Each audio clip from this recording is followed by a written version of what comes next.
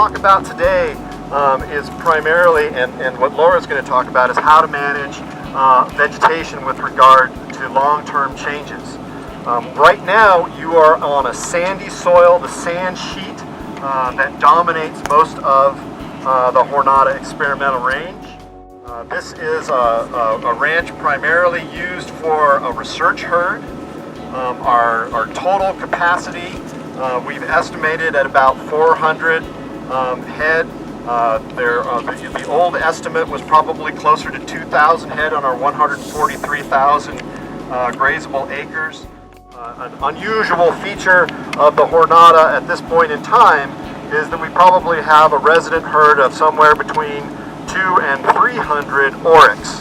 These are African antelope that were established in White Sands Missile Range that are now spreading across southwestern New Mexico.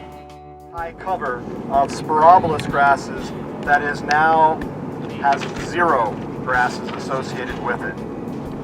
We think that soil texture variables and perhaps grazing, if not by our native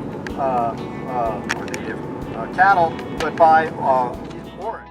We thought initially that seed limitation was going to be a major reason why grasses didn't come back. Some work that Kirsten Robick has done, and there's a poster in the shop about it, where she took soil cores from across a variety of conditions and germinated out those seeds. The seeds of these especially of sporobolus, the drop seeds, they're everywhere and in great abundance. If you see drop seeds, they're there. If you don't see drop seeds, they're there. Black grama is not in the seed bank at all. A lot of our monitoring plots that we've established in collaboration with the Bureau of Land Management are on creosote bush treatments, not mesquite.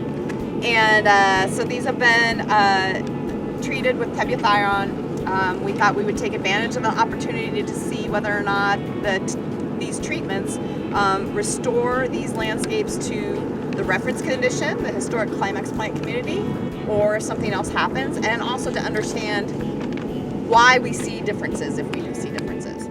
So what we've seen so far is that on average, on those the treated plots have an increase in overall cover and an increase in annual cover.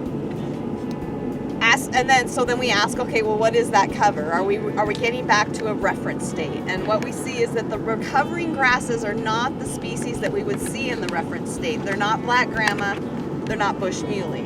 The most common responder is fluff grass at the 5-year mark.